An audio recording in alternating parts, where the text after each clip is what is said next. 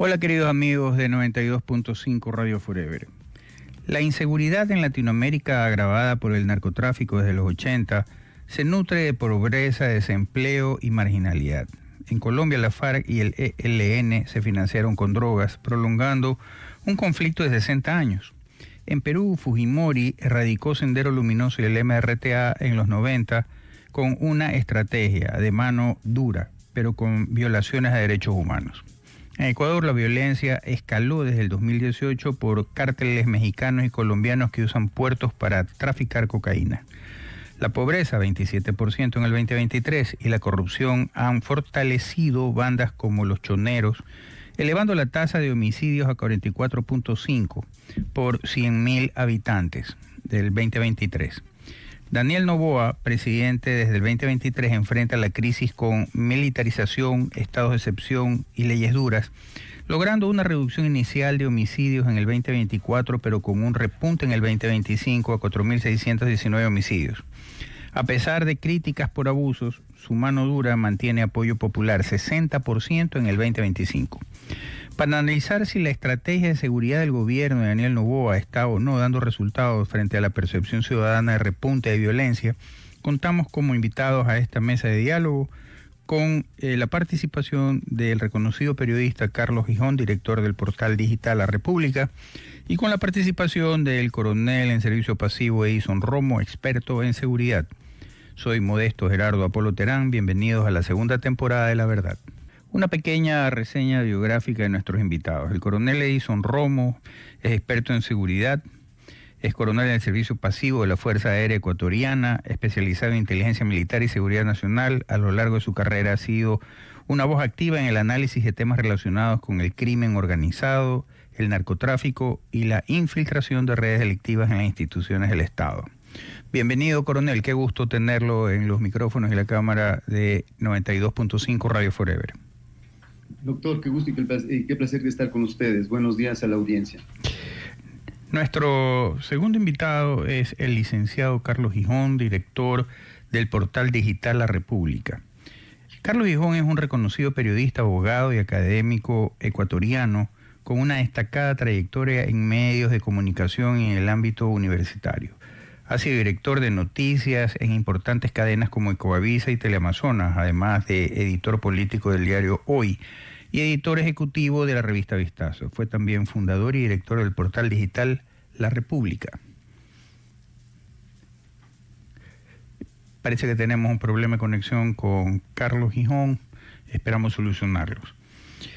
Para entrar en materia, mientras se conecta Carlos Gijón, coronel Romo, en términos de su alineación con doctrinas militares tradicionales para combatir insurgencias no estatales, ¿cómo evalúa usted si va de la mano con lo que es el combate militar con el conflicto armado interno declarado por el presidente Noboa? Doctor, nuevamente un saludo, y hay que decir las cosas como son, no como lo que deseamos, sino lo que está pasando. Entonces, eso es lo que hay, es lo que tenemos ahora.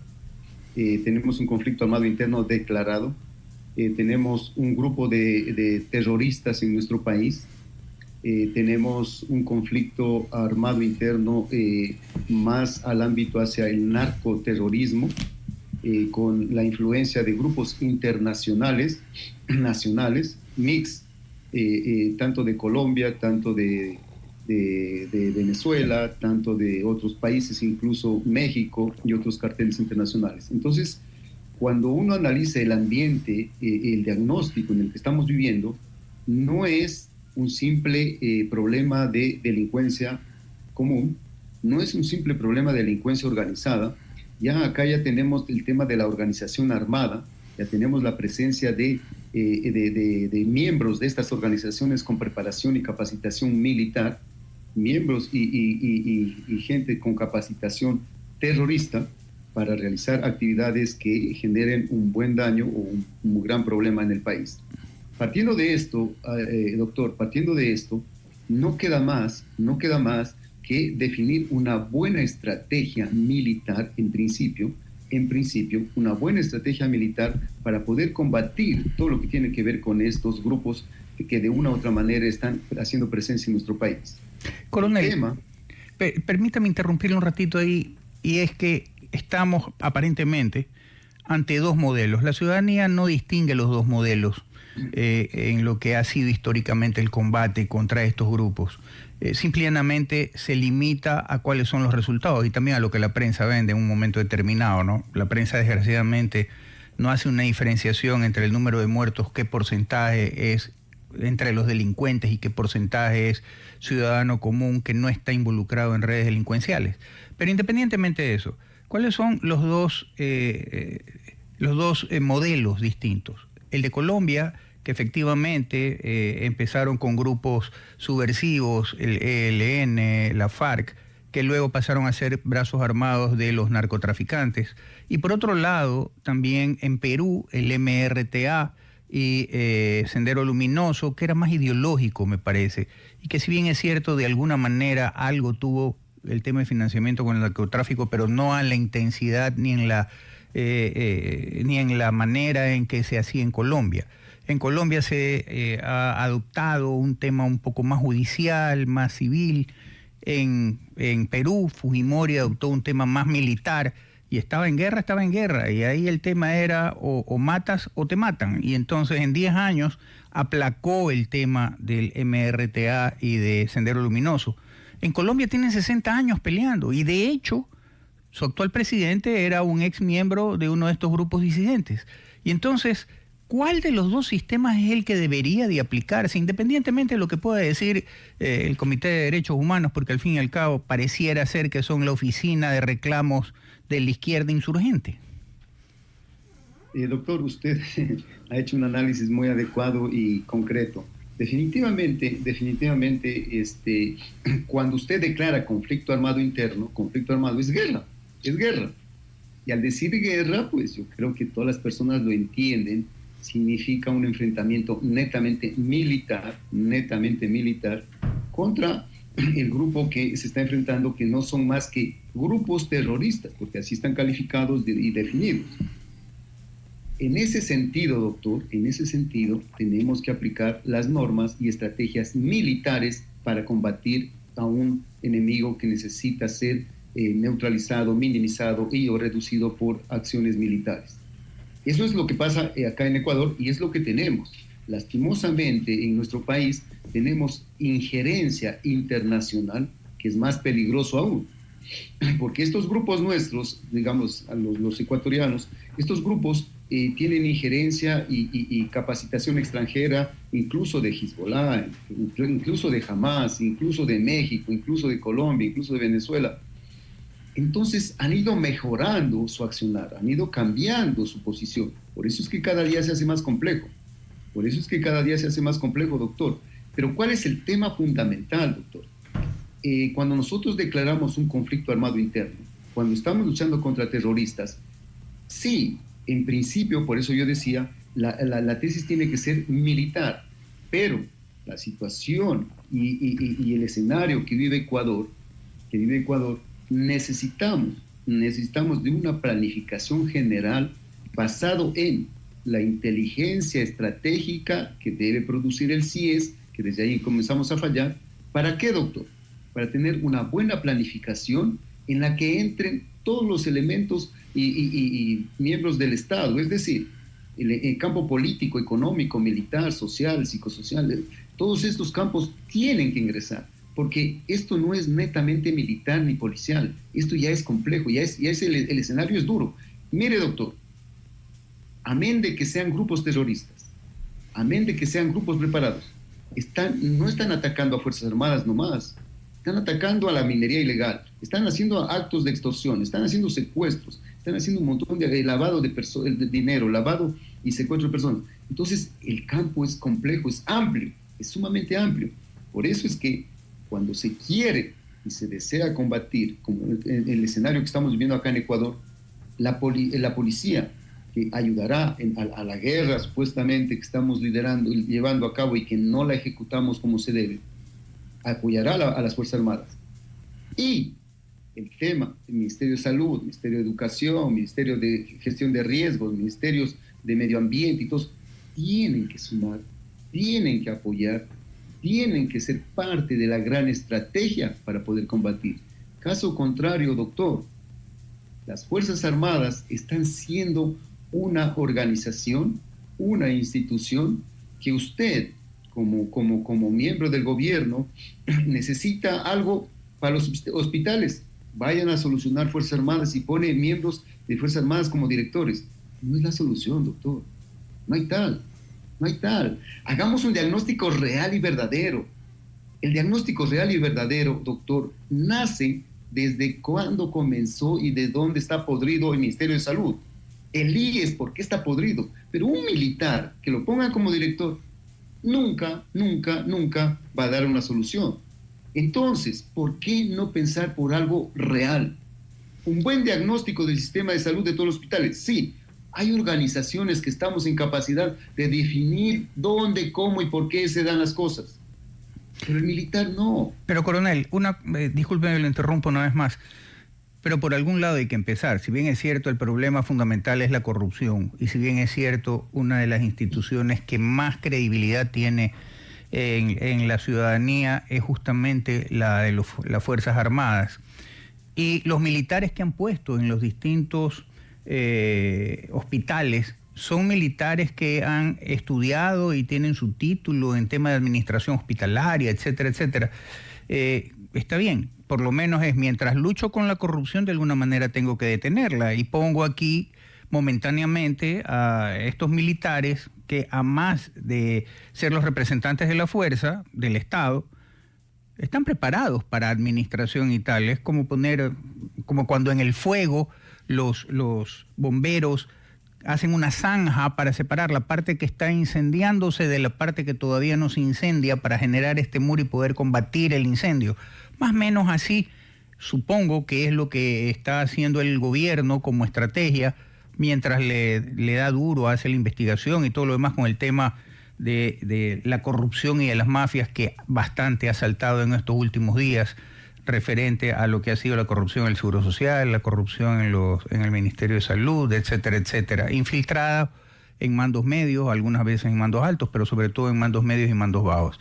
Entonces, coronel, independientemente de eso, la percepción realmente que tiene la ciudadanía es: ¿se está o no se está haciendo lo correcto en cuanto a, por un lado, digo que estoy en guerra, por otro lado, actúo como si fuese un tema delincuencial civil normal y silvestre, y de esa manera yo mismo no estoy cayendo en la trampa para que jueces constitucionales o lo que sea digan: ah, no, se están violando la Constitución, se está violando los derechos humanos? En la guerra no hay nada de eso. Tienes el prisionero de guerra y tienes al combatiente, que es, como decía al principio, o te matan o matas. No hay más, porque es un tema de supervivencia también. Doctor, usted lo ha dicho claro ya, o sea, usted ha dicho las cosas como son, y realmente mi percepción, mi análisis, mi digamos, entorno de entender lo que está pasando en el país, como digo, a veces hay que decir las cosas como son, no lo que yo desearía, no lo que yo quiero. Pero realmente sí, hay errores tan grandes como, por ejemplo, estamos en conflicto armado interno, y realmente lo que hacen las Fuerzas Armadas están apoyando a la policía como bloque de seguridad. Por eso dice, de seguridad. La policía es la que da seguridad, las Fuerzas Armadas son los que hacemos defensa y guerra. Entonces, estamos haciendo lo contrario. Primero. Segundo, qué pena decirlo, doctor, pero cuando uno habla de estrategia, hablamos de estrategia militar para cumplir este objetivo, para luchar, lógicamente vemos que, como usted manifiesta, estamos en guerra y actuamos como combatiendo a delincuentes normales. Ahí empieza el gran inconveniente, porque hay jueces que liberarán a delincuentes porque son delincuentes y no son tratados como terroristas, no son tratados como el conflicto armado interno, y ahí viene el problema, el gran inconveniente que tenemos. Pero, doctor, vayamos a lo que usted plantea. ¿Hay estrategia en el país? ¿Estamos utilizando estrategia para combatir a la delincuencia y todo el tema del diagnóstico que tenemos? Para mi forma de ver, lastimosamente, cuando uno habla de estrategia, en la estrategia no es más que el conjunto de acciones, planes, ideas, normas para conseguir un objetivo o varios objetivos a largo plazo. Entonces, claro, los objetivos que nosotros tenemos en este momento, en este rato, es acabar con, o minimizar a quién, o reducir qué. Entonces, esos objetivos tienen que estar plasmados en un plan, doctor. Y en ese plan tiene que estar plasmado la gran estrategia. Pero nosotros, le voy a decir algo que es tan importante y necesario. Para nosotros generar un plan y una estrategia, necesitamos de algo que es fundamental y que no la vemos y no la tenemos, que es la inteligencia, doctor. Si usted no tiene una buena inteligencia, en este caso, solamente por decir, el CIES debería tener un buen elemento de inteligencia estratégica en este momento de lo que está pasando con Venezuela, Estados Unidos, Colombia. ¿Nos afecta? Claro que nos va a afectar. Claro que nos va a afectar. Todo ese tipo de delincuentes que salgan de Venezuela, que son lo que sea, van a llegar a Ecuador, ¿nos van a afectar? Claro.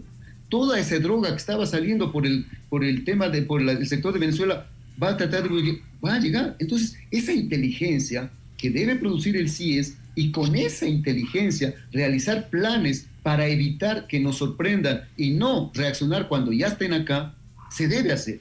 Pero es cuando hay una planificación, doctor, cuando hay una estrategia. Pero yo personalmente no la veo. No la veo. Hay una frase del presidente Noboa que repite constantemente, y me refiero a la parte final. O sea, él dice que están actuando mano dura contra la inseguridad para proteger a la ciudadanía, y que son indescifrables para la vieja política. Quizás parte de la estrategia es ser indescifrable, y sin embargo pareciera ser que si tienen el famoso plan Fénix, lo están ejecutando en los hechos. Se ve o no que existe un plan más o menos bien ejecutado o mal ejecutado o ejecutado a medias, pero que existe un camino. Siempre dicen que lo perfecto es enemigo de lo práctico, pero ¿qué tanto podríamos decir? ¿Sabes qué? No vemos que haya un plan, porque no lo van a decir para que los enemigos tampoco sepan, pero aparentemente de los resultados pareciera ser que algo se ha planificado y algo se está ejecutando. No a lo mejor al 100%, no a lo mejor teniendo los mejores resultados, pero algo se está avanzando. O vamos como el cangrejo mirando adelante y retrocedemos. Eso, por favor, coronel, luego del corte comercial, y ojalá haber podido establecer la comunicación con Carlos Gijón. Damos las gracias a Carlos Gijón por haber podido solucionar el tema de la conexión. Carlos, qué gusto, a los tiempos. ¿Cómo estás, Modesto? Qué gusto verte. Igualmente. Carlos, en este tema, la percepción ciudadana es muy importante. Puede que tengas la mejor de las programaciones, la mejor estrategia y tal, pero si la percepción ciudadana es distinta a lo que estás realizando o a lo que pretendes realizar o a lo que crees que estás haciendo bien, resulta que todo se va al piso. Y eso es un poco lo que está pasando con este tema de la inseguridad y de la gestión que está realizando en el combate dentro de este conflicto armado interno el presidente de la República. ¿Cuál es tu apreciación a esto? ¿Hay una falta de comunicación? ¿La comunicación es deficiente? ¿O simplemente no se están resaltando hechos fundamentales, como por ejemplo que del 100% de los fallecimientos, el 98% o el 90% son entre integrantes de bandas, y que el 10% o el 2% restante son daños colaterales de ciudadanos? Bienvenido. Y bueno, el problema es que las estadísticas, las cifras demuestran lo contrario de lo que del discurso del gobierno. El crimen ha aumentado de una manera increíble. El semestre pasado es el más violento desde que empezó el conflicto, por llamarlo de alguna manera. O sea, no hay, las cifras demuestran que no hay una caída del crimen.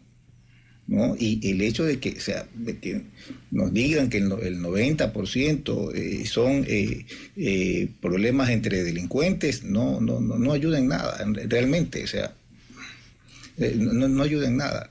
El asunto, lo que el Estado necesita es terminar con la violencia.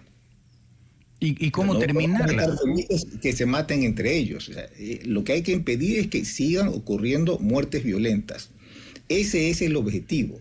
Yo diría que la propaganda, que la comunicación ha sido totalmente efectiva porque comunica algo que no está ocurriendo y la gente, y mucha gente cree que es verdad.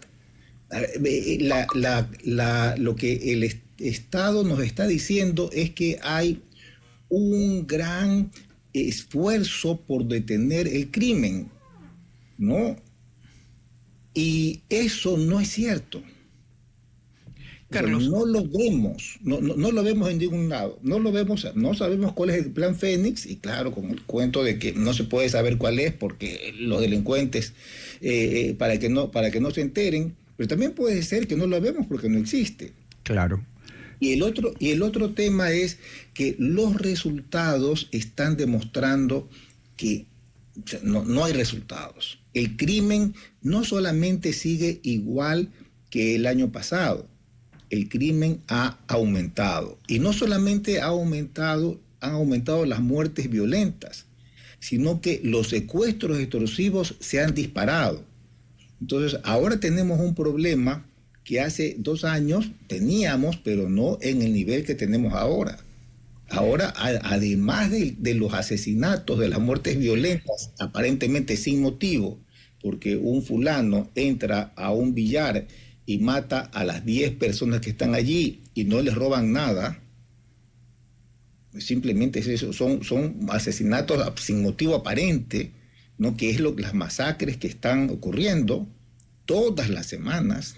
Todas las semanas estamos viendo que entran unos individuos y que asesinan a las personas que se encuentran en el lugar, y lo que es peor, no hemos sabido que se los capture. Tenemos unas ciudades llenas de cámaras.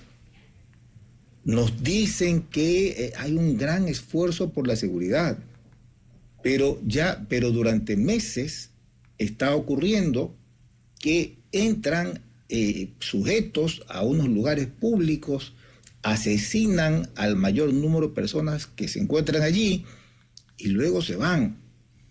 Y no hemos conocido que al menos uno de los crímenes se haya sabido de qué se trataba, que los capturaron, los cogieron. Entonces, yo diría que la percepción que existe, que es de que el gobierno está realizando un enorme trabajo para detener el crimen, que es producto de la comunicación, de lo que nos está diciendo el gobierno que está haciendo, yo creo que eso es lo equivocado.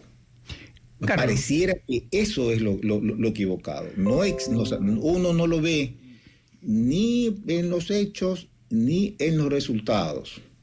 Carlos, desde el punto de vista periodístico comunicacional, estratégico comunicacional, este enfrentamiento, ante lo que tú dices, este enfrentamiento entre el Ejecutivo y la Corte Constitucional, ligándola directamente, a decir, estos son los que están boicoteando la lucha del Estado contra el crimen organizado, ¿es una manera o no de distraer, podría ser o no una manera de distraer la atención y trasladarle la culpa a la Corte Constitucional de lo que hasta ahora pareciera ser, de acuerdo a la percepción, una lucha que no ha sido del todo eficiente y que no está del todo clara? Quizás una lucha que no existe. Quizás una lucha que no existe, y hay una percepción increíble, una persona, un profesional, respetable, inteligente, un hombre cuya opinión a mí me parece importante, me decía hace un par de semanas, nunca hemos visto un gobierno que trabaje tanto contra el crimen. O sea, en algún sector de la población hay esa idea de que el esfuerzo, se está haciendo un esfuerzo enorme. Sospecho que esa es una percepción equivocada, producto de la propaganda, producto que durante un tiempo han estado cogiendo a cualquier persona que pasaba por la calle, ¿no? Han cogido un grupo de personas, los han golpeado, los han mostrado en redes sociales diciendo hemos cogido 40 delincuentes. Eran personas que pasaban por la calle y los hemos entregado a los jueces, y obviamente los jueces que entregan a unos tipos sin ninguna prueba, sin nada, simplemente que los cogieron, y luego dicen los jueces los liberaron. Los liberaron porque eran cualquier tipo que cogieron por ahí. Pero bueno, el tema de la Corte Constitucional pudiera ser que es una cortina de humo para que se dejen de hablar de otros temas. Pero pudiera ser también que se trata de un proyecto totalitario, de un proyecto que lleva, o sea, con el objetivo de controlar el resto de funciones del Estado y de controlar la justicia. O sea, estamos viendo, el Consejo de la Judicatura ha sido captado ya por el gobierno. Consejo de la Judicatura, o sea, hay una influencia del gobierno. La Fiscalía, parece que el principal candidato, el principal opcionado para ir a la Fiscalía es hasta hace poco ministro de Gobierno. Y entonces el único sector independiente que no es controlado por el gobierno parece ser la Corte Constitucional. Y entonces o hay un intento de amedrentar a la Corte Constitucional, o hay en realidad un plan para que se apruebe un juicio político, que un Congreso dominado por mayoría oficialista sustituya a los jueces y ponga unos jueces obedientes. El Ecuador ya ha vivido la etapa de los jueces obedientes. O sea, que nos digan a nosotros que unos jueces constitucionales obedientes al poder político es la solución al problema de la delincuencia. O sea, nosotros, el país ya vivimos. Durante el correísmo tuvimos a jueces dependientes del poder político. La vicepresidenta de la Corte Constitucional era la secretaria o la exsecretaria del presidente, y luego nos enteramos pues que además era la contadora de los sobornos que el gobierno cobraba. Entonces ya conocemos, ya hemos vivido la experiencia de la Corte Constitucional con responsabilidad política, como ahora se está planteando. Ahora se nos está diciendo que es necesario que la Corte sea controlada por otros espacios del poder público. Bueno, eso ya lo vivimos. Ya sabemos cómo es, ya sabemos cómo funciona. Entonces, debemos tener muy mala memoria para que nosotros digamos si es necesario que el Ejecutivo controle la Corte Constitucional, porque la Corte Constitucional se excede a veces o a criterio de alguien. Yo creo que la Corte Constitucional se ha excedido algunas veces en algunos fallos. Hay fallos de la Corte Constitucional con los que yo no he estado de acuerdo o no me han gustado. Sin embargo, tenemos una Corte Constitucional que hemos visto que ha sido independiente del Ejecutivo y del Legislativo. Correcto. Y además hemos visto una Corte Constitucional, hasta este momento, yo no tengo ninguna prueba para decir lo contrario, parece ser una Corte honesta. Y entonces el gobierno está enfrentando a una Corte independiente y una Corte honesta para afianzar un esquema de seguridad que no lo vemos ni en acción, porque es secreto, no es secretísimo, y que en los resultados hemos llegado a que el primer semestre del 25 es el más violento, con mayores homicidios sin razón, y con este delito de los secuestros extorsivos al alza. Carlos, una de las cosas que también le indilga el Ejecutivo a la Corte Constitucional es el tema de la ideología. Y se habla de la ideología woke, progresista, de izquierda, para no decir son correístas, sino que son de esa tendencia ideológica que va muy de la mano con la tendencia ideológica progresista de la Revolución Ciudadana y del socialismo del siglo XXI. ¿Qué tan real es esto? ¿Qué tan real es que los jueces que pueden tener a título personal una afinidad o desafecto con una ideología determinada, pero que en sus funciones tienen que sacarse ese ropaje y ser lo más imparciales posibles? ¿Qué tan cierto es el tema de que las resoluciones de la actual Corte son más que nada llevadas a una tendencia ideológica progresista, entre comillas? Ha habido temas en que es indiscutible que la Corte ha actuado bajo el punto de vista ideológico. El tema del matrimonio gay, por ejemplo. La Constitución de la República establece que el matrimonio es un contrato entre un hombre y una mujer. Se supone que la Corte Constitucional debe velar por la vigencia de la Constitución. La Corte no puede reformar la Constitución. La Corte lo que tiene que hacer es ajustar, controlar que todo lo demás se ajuste a la palabra escrita de la Constitución. Bueno, la Corte Constitucional decidió que donde dice que el matrimonio es entre hombre y mujer, quiere decir que pueden casarse entre hombres o entre mujeres, personas del mismo género. Entonces es evidente, claro, la Corte tiene unos argumentos. La Corte dice, bueno, los contratos, los convenios internacionales están por encima de la Constitución y los convenios internacionales lo facultan y entonces han adaptado el tema, ¿no?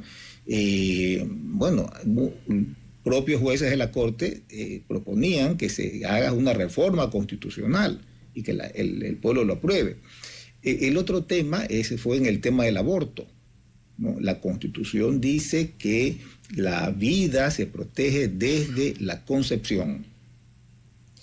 La vida se protege de la concepción. La Corte Constitucional decidió que el artículo del Código Penal que establece que es un delito y que debe ser penado, el aborto, la Corte interpretó que en el caso de los embarazos por violación no eran delito.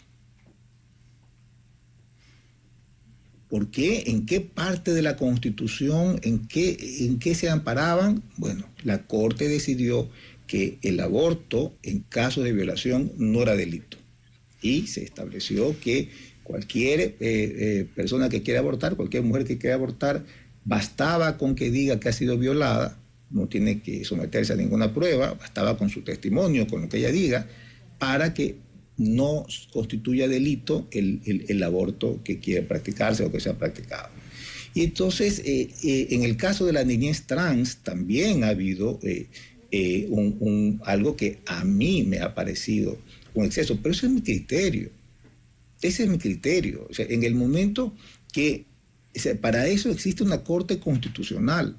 Una Corte Constitucional de unos magistrados probos, unas personas que conocedoras del tema, son las que se pronuncian cuando tenemos unas discrepancias. Yo no puedo pretender que la Corte falle de acuerdo a mis principios y a mis valores. Si yo quiero eso, pues yo debería postularme a la Corte Constitucional y si es que reúno los requisitos, pues quizás acceda. Pero el tema es que los ciudadanos hemos decidido someternos a un grupo de personas que han cumplido unos requisitos para que ellos decidan lo que hay que hacer. Y la Corte se renueva cada cierto tiempo. No es que estos jueces que están ahí son inamovibles. No. Después de 2 años habrá el cambio de la tercera parte a través de un sorteo. A través de un sorteo y se nombrarán nuevos jueces de ternas que propongan en ese momento a las autoridades de turno. Entonces, la Corte se va renovando cada cierto tiempo. Y no es que en este momento puede ser que estemos con una mayoría de magistrados que tengan una cierta ideología, pero esos magistrados no van a estar ahí para siempre. Correcto. Cambiarán de manera normal. O sea, en un tiempo ya no estará probablemente ninguno de los que están en este momento, se irán renovando. Y se estarán renovando de una manera independiente. O sea, no es que los va a nombrar el presidente de la República o la mayoría del gobierno. Eso se los irá renovando. Y entonces, sí puede ser que la ideología sea algo que podamos discutir de la Corte. Yo le decía que hay fallos en los que yo creo que la Corte se ha excedido. Correcto. Pero eso es la democracia, eso es la república, de que haya organismos competentes, y no de que haya un solo poder y que estemos sometidos al criterio del presidente de la República. Correcto. Si el presidente de la República no está de acuerdo con el aborto, o si el presidente de la República estuviera de acuerdo, porque también puede ser que el presidente esté de acuerdo, de que todo sea lo que una persona que ha logrado una mayoría parlamentaria, y es interesante mencionar esto. Eso lo podemos analizar, Carlos, al retorno del corte comercial. Por favor. Claro que sí. Vamos al corte comercial. Coronel Edison Romo, de manera sucinta, en base a lo que ha dicho Carlos Gijón, muy importante, ¿se está utilizando la buena imagen de las Fuerzas Armadas para, de alguna manera, fortalecer también la imagen del gobierno en esta lucha contra la inseguridad? ¿Y hasta qué punto se podría producir el desgaste de esta imagen y de esta aceptación? Porque si bien es cierto, dice, ¿cuáles son las instituciones más reconocidas, más éticas y todo lo demás? Las Fuerzas Armadas. Pero ¿hasta qué punto podría generarse un desgaste que vaya luego a ser la parte contraria de la balanza, en que va a decir, no están logrando nada, los tienen ahí pobrecitos combatiendo y muriendo, tanto la policía como las Fuerzas Armadas y tal? ¿Cuál es el punto de equilibrio en este tema? Un saludo cordial al doctor Carlos Gijón. Mire, doctor, lo que usted manifiesta es muy importante e interesante, y lo que el doctor ha dicho es cierto. Lo que yo veo es que definitivamente el gobierno lo que ha hecho es aplicar mayor fuerza y mayor rigor para el accionar militar y policial. Porque pasa algo y somos tan reactivos que mandamos a Manta, pasa a otro lugar, mandamos a otro lugar. Y eso es lo que están haciendo, nada más. Y sí, da mucha pena decirlo, pero hay que hacerlo. Las Fuerzas Armadas están involucradas en 7 u 8 actividades que no son misión de ellos. Cárceles, narcotráfico, hospitales, minería ilegal y otras más. La salud mental, doctor, la salud mental del soldado, que ya va más de 2 años, 3 años en esta actividad, y que lo peor de todo, no hay una motivación. Porque cuando usted está motivado, usted está viendo que hay resultados que definitivamente, yo digo, bueno, seguimos combatiendo y en 1 año, 2 años vamos a acabar con esto. Y cuando los resultados vemos que no son nada beneficiosos y no me motivan, es muy complicado, es muy peligroso. Por eso es que yo he dicho, doctor, que el tema aquí en el país hay que ver desde la arista de la casa. Aquí estamos viendo una casa grande, que es el Ecuador, pero en la casa grande tiene problemas de cimientos, es decir, la red psicosocial de las personas. Tiene problemas por las ventanas. ¿Por qué? Porque hay narcotráfico, corrupción y un montón de cosas más. Tiene problemas en el techo. ¿Por qué? Porque prácticamente las instituciones no hacen lo que deben hacer. Y lo peor, creemos que vivimos bien y no es real. Entonces, doctor, hay que ver la solución desde arriba. Mire lo que dijo el doctor hace un rato y que es interesante. Van a un lugar y matan a 10 personas. El problema es que no cogen a ninguno. No, ese no es el problema.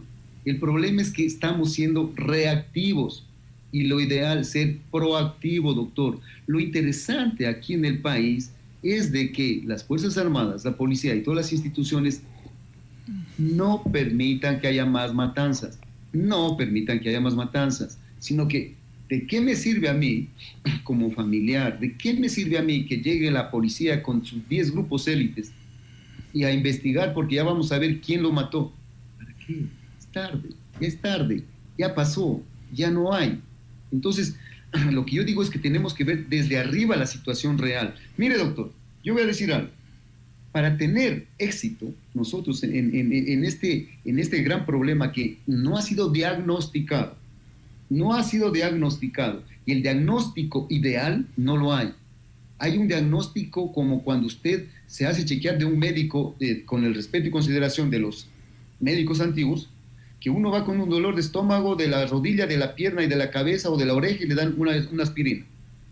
Hoy, en la actualidad, el diagnóstico debería ser exámenes de laboratorio, electrónicos, químicos, biológicos, todo lo demás, para ver realmente dónde está el problema. Y en el Ecuador, yo no le veo ese diagnóstico. Si ese diagnóstico hubiese, que es lo ideal para saber cómo, dónde, cómo y por qué atacar en estas partes, sería bueno. Si fuera eso, ahí sí hay cinco cosas que uno puede recomendarlas de urgencia. Por ejemplo, golpear el bolsillo económico de la delincuencia. No lo hacemos. Segundo, las organizaciones en el Ecuador son fuertes o son tibias o son débiles. Son débiles, doctor. Son débiles. Tercero, hay que blindar institucionalmente a las organizaciones que van a luchar contra estas organizaciones para que puedan hacerlo sin miedo, sin temor. Pero no lo hacemos tampoco. No hay nada.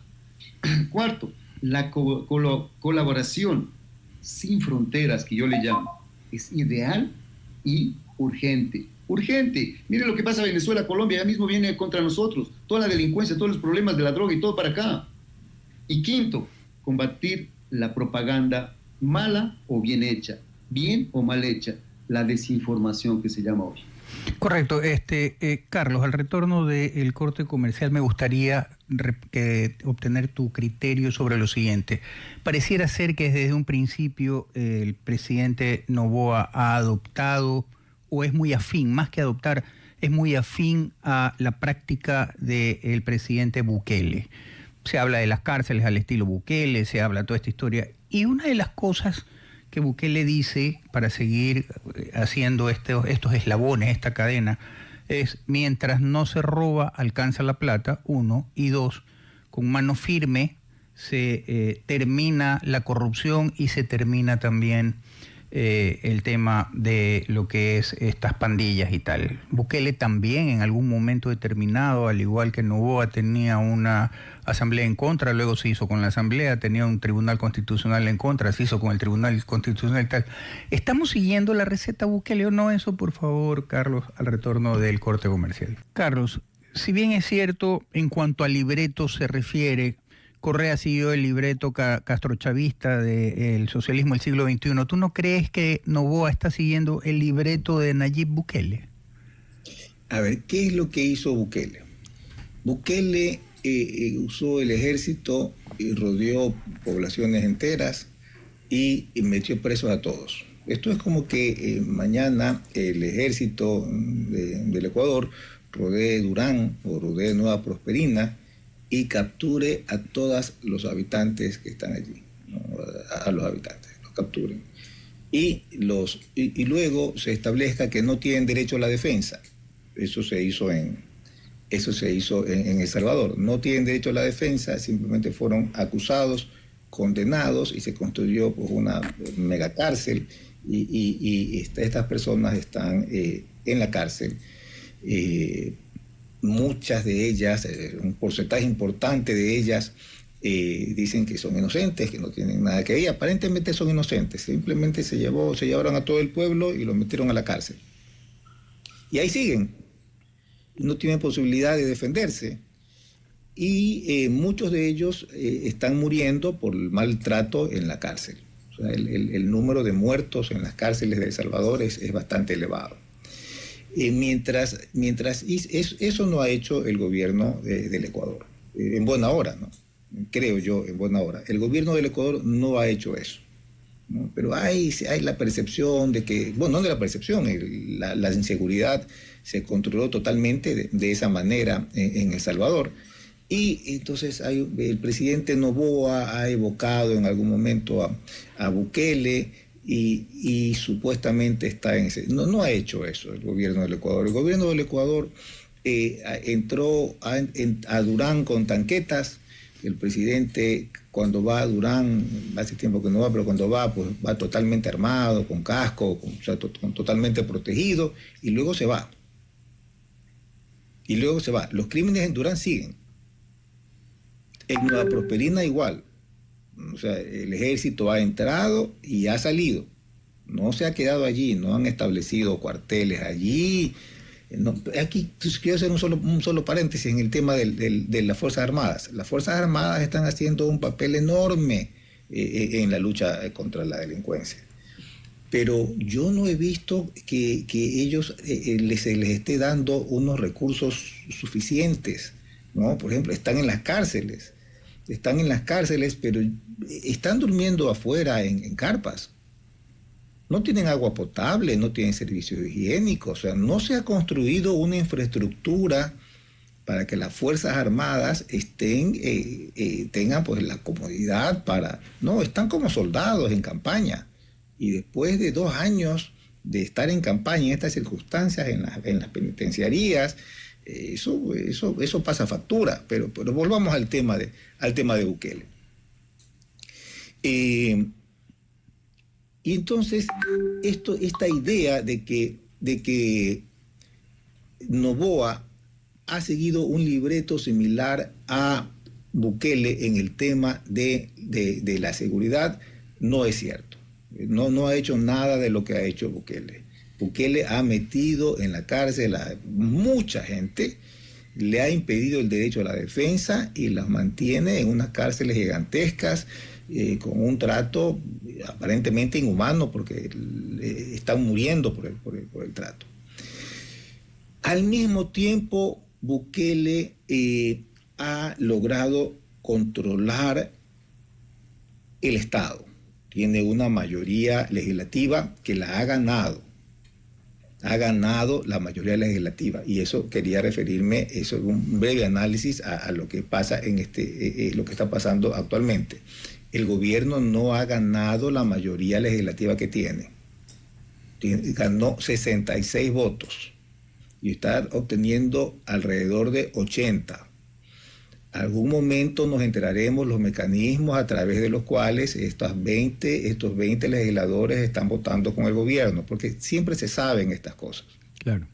Entonces, siempre se sabe, o sea, esto no es que se mantienen en secreto para siempre. En algún momento nos enteraremos cómo el gobierno ha logrado obtener una mayoría de 80 votos cuando ganó 66 y no tiene ninguna alianza con nadie. Porque los gobiernos pueden ganar, tener 66 votos y aliarse con el otro partido que tiene tantos. Y bueno, aquí ha ocurrido un milagro, ¿no? La multiplicación de los asambleístas se ha multiplicado y el gobierno tiene una mayoría en este momento. Y Bukele obtuvo el control de la justicia, ¿no? Y este gobierno está buscando el control de la justicia. ¿Qué ha pasado en El Salvador? En El Salvador el pueblo ha sacrificado su libertad política por la justicia, por la seguridad. Un gobierno que ha cumplido y que ha detenido los crímenes, que los crímenes no solamente han detenido, han bajado, no existen crímenes ya en este momento en El Salvador, y entonces la población, el pueblo ha dicho, bueno, como él me ha cumplido en la seguridad, yo a cambio le voy a entregar mi libertad. Y en este momento el presidente Bukele domina todos los poderes del Estado, domina la prensa, persigue la prensa, los periodistas que lo critican tienen que salir de El Salvador. Algunos amigos míos, personas, periodistas importantes que ya no están en El Salvador porque su vida peligra, porque corren el riesgo de ser acusados y de ir a las cárceles estas pues, porque son acusados de colaborar con el crimen organizado. Entonces en El Salvador se ha instalado una dictadura, la dictadura de Bukele, que ha sido efectiva en el tema de la seguridad. Ha funcionado en el tema de la seguridad. En el tema económico, no. El crecimiento de El Salvador es menor que antes de que Bukele estaba en el poder. Tiene una muy mala economía. Hay más pobreza en El Salvador. En este Salvador, seguro, hay más pobreza. Y los temas de corrupción, por eso es que los periodistas tienen que salir, porque no pueden decirlos, ¿no? Porque los que están tocando los temas de las personas cercanas al presidente Bukele, corren el riesgo de ir a esa cárcel enorme que Bukele ha construido. Y entonces hay este problema. La situación en El Salvador es que hay un gobierno que ha sido efectivo para imponer seguridad, de que ha tomado todo el poder del Estado, en que la economía no crece, la economía ha ido a la baja y que hay grandes denuncias de corrupción que no hay quien de manera independiente los investigue porque el gobierno controla todos los poderes. Eso es lo que está pasando en El Salvador en este momento. Carlos. ¿Ese es un modelo para Ecuador? No. Carlos, hablamos siempre de modelos totalitaristas y desgraciadamente en el Ecuador siempre una de las cosas que siempre dice la población es: me tocó escoger entre el menos malo. Dos modelos, las dos caras de la moneda, dos modelos totalitaristas, el nicaragüense y el salvadoreño. Entre estos dos modelos, ¿cuál sería de una manera u otra el menos malo, como dice la población? Porque al fin y al cabo estamos enfrentadas a esa realidad. O un modelo socialista como el de Nicaragua, o un modelo, o como el que ya vivimos con Correa, o un modelo totalitarista como el salvadoreño, en que aparentemente es de derecha y que hipotéticamente ha tenido éxito, como tú bien dices, en el tema de la lucha contra las maras, la inseguridad y tal, y que en lo económico, digamos que todavía queda debiendo en lo social, por decirlo de una manera. No, lo que hay que escoger entre autoritarismo y democracia. Eso es lo que tenemos que escoger. ¿No? Hay personas que creen que el autoritarismo es eficiente, pudiera ser eficiente, ¿no? Que el autoritarismo es eficiente, y otras personas que dicen que lo realmente eficiente es la democracia al final, que finalmente lo que sirve es la democracia. Pero para no irnos lejos, podemos analizar el caso ecuatoriano. El caso ecuatoriano. En democracia, el Ecuador ha mejorado. Y eso es algo que yo creo que las cifras lo demuestran, ¿no? Las cifras lo demuestran. Desde el 79, el país ha progresado enormemente. En el PIB, tenemos un PIB muy superior al que teníamos en el 79. El PIB per cápita, el Ecuador no es de los países más pobres de América Latina, no es el más rico, tampoco es el más pobre. Ha habido un enorme cambio social en democracia. Cuando yo era un niño, los indígenas eran unas personas que estaban en los mercados cargando canastos, ¿no? El cambio total del sector indígena, que empezó con la educación, con la alfabetización, el programa que empezó Jaime Roldós, que había empezado antes la iglesia en el Ecuador, Monseñor Leonidas Proaño, y en este momento la situación de los indios es totalmente distinta, ¿no? Totalmente distinta. Tienen un equipo de fútbol en primera división, tienen cooperativas de ahorro y crédito. Cooperativas de ahorro tan fuertes como un banco. Línea aérea en el oriente para las avionetas, tienen industria agrícola, etcétera, el salinerito. La situación social ha cambiado totalmente en democracia, sin fuerza, sin autoritarismo. Las mujeres, cuando yo estudiaba Derecho, estábamos en la misma época, las mujeres no podían contratar. Las mujeres en el Ecuador hasta hace poco necesitaban la autorización del marido para contratar. Claro. Y esto, pues, no estamos hablando de la prehistoria. Y entonces el Ecuador ha avanzado en la democracia. Yo escucho siempre quejarse a la gente de la democracia. La gente no valora todo lo que el Ecuador ha ganado en democracia, incluso en la economía. En los años 70, los pobres eran más del 50% de la población. En este momento la pobreza estaba en el 25%, ha retrocedido de más del 50% al 25%. O sea, el 75% de la población en el Ecuador no es pobre. La mayoría de la población es de clase media, la mayoría. El Ecuador dejó de ser un país en el que la mayoría es pobre. Por supuesto, el 25% es todavía elevado. Y ese 25%, el 10% vive en la extrema miseria. El 10% de la población vive en extrema miseria. Eso es un desafío enorme que todavía tenemos, reducir los niveles de pobreza. Pero en democracia, el Ecuador ha realizado grandes avances en términos económicos, en términos de igualdad social. Pues yo creo que lo que tenemos que elegir es entre democracia y autoritarismo. Sin lugar a dudas. Al retorno del corte comercial, ya entramos a la etapa final del programa que concluye a las 10:30 y siempre hago la misma pregunta para cada uno de mis invitados desde su óptica, desde su ángulo de experticia.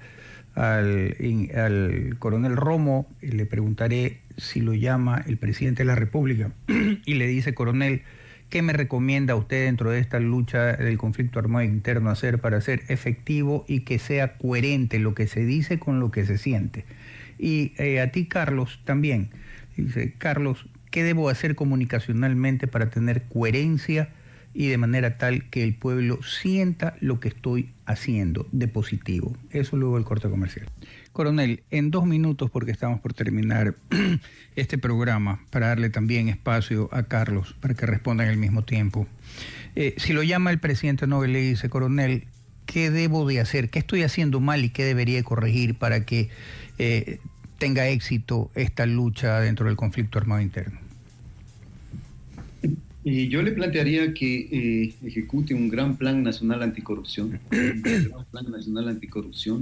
Eso va a reducir la inseguridad tranquilamente en un 30-40%, sin necesidad de empleo militar. Y lo segundo, que es lo que yo creo que definitivamente tenemos que hacer hincapié y que no lo hacen, es de que para que el país salga adelante tiene que tener una estrategia donde involucre a todos los poderes del Estado, no solamente militares ni policías, todos, político, social, económico, militar y todo. Entonces yo creo que con eso le va a ir bien.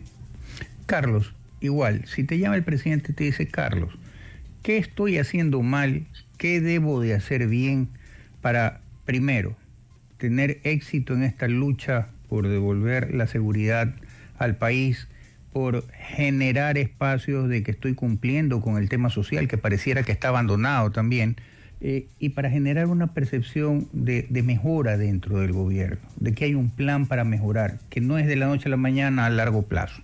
¿Qué le recomendarías? Bueno, si es sobre comunicación, yo lo felicitaría. Tiene una estupenda comunicación.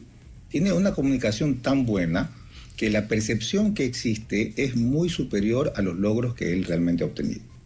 Entonces yo lo felicitaría, porque el gobierno ganó, el presidente Noboa fue reelegido, pese a que el año pasado la economía se contrajo en 2 puntos, en -2. O sea, la economía que estaba creciendo antes de que llegue el presidente Noboa en 3 puntos, y que a todos nos parecía pues poquísimo, ¿no? A la gente le parecía poquísimo que crezcamos en 3 puntos. Resulta que durante el año el presidente Noboa cayó a -2, o sea, una reducción de 5 puntos de crecimiento de la economía. Hubo apagones de 3 meses que duraron 12 horas diarias. El crimen no bajó, sino que subió. Y el presidente ganó las elecciones con una mayoría increíble, ¿no? Ganó con una gran mayoría. Entonces, la comunicación del presidente es excelente. ¿Y en lo político? Yo lo felicitaría porque me parece que la percepción que tiene la gente es muy superior a los logros que realmente el gobierno puede exhibir. ¿Y en lo político qué le recomendarías? Bueno, yo soy partidario de la democracia. Yo creo que la democracia debe mantenerse, que debemos luchar por el mantenimiento de la democracia. Yo no soy partidario de los gobiernos autocráticos. Entonces, no sé qué le pudiera decir. sea, yo soy partidario de respetar las funciones, de no controlar la justicia, de no controlar la Corte Constitucional. O sea, vean, ya tuvimos un fiscal, por favor, ya tuvimos un fiscal que era manejado por el gobierno. Ya sabemos lo que eso significa. Yo quisiera que la justicia sea independiente, que no la controle nadie, que no la controle ningún partido, que los jueces tengan garantías para actuar con libertad. Por supuesto que la sociedad tiene la capacidad para decir un juez corrupto vaya a la cárcel, pero no pues que dependan de que el presidente de la República les ordene a quién deben perseguir y a quién no. Y a quién no. Y entonces yo soy partidario de la democracia. Yo creo que debe existir una justicia independiente. Yo creo que el Consejo de la Judicatura debe ser independiente. Yo creo que el fiscal no puede ser alguien del gobierno. Yo creo que la Corte Constitucional debe poder actuar en base a su conciencia y que no tenga más controles de los que ya tiene, que sí tiene. Entonces yo soy partidario de la democracia. Yo aspiro, yo quisiera, yo voté por el presidente Noboa, he votado por el presidente Noboa 2 veces, porque estaba en contra del autoritarismo. Yo voté por el presidente Noboa porque no quería un presidente que tenga fiscal propio, que controle, que tenga una corte constitucional de bolsillo. Yo no quería un presidente que compraba a los diputados para tener mayoría. Yo voté en contra de eso. Por eso he votado 2 veces por el presidente Noboa. Bien. Yo quisiera pues que aquello por que yo voté, que me prometieron en campaña, se cumpla. Bien, no me queda más que agradecerte, Carlos, por tus expresiones muy claras. Lo mismo, coronel Edison Romo, por un análisis específico. Comprometerlos para una próxima oportunidad y agradecer también a nuestra sintonía y comprometer a nuestra sintonía para el día de mañana, que vamos a tratar otro interesante tema. Muchísimas gracias, buen día.